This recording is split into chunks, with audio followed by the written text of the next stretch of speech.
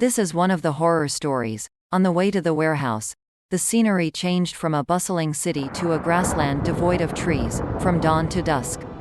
Luther Fernando, a young clean man, got out of his mediocre car, perched on the brittle road, and made his way toward the thundering iron fence surrounding the warehouse.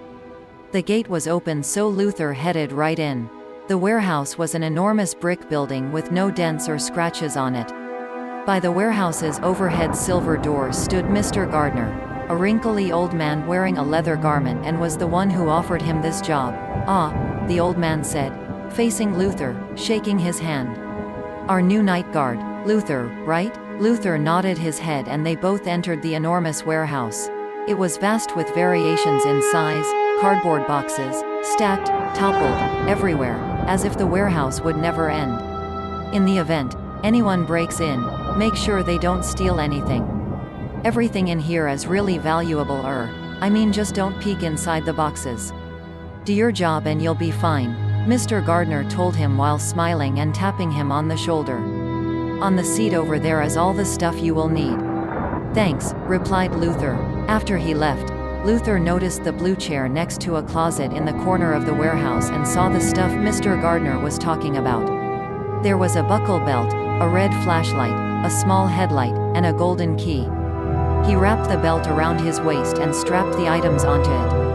Afterward, he sat on the chair, glancing around the room, thinking about how his life will run smoother from now on. He was sick of being the most broke one in the family.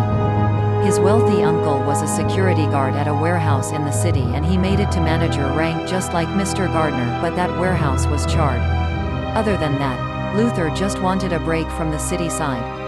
He played entertaining games on his cracked phone until he noticed the time was 11:34 p.m. and his battery was at 16%. Had it been that long?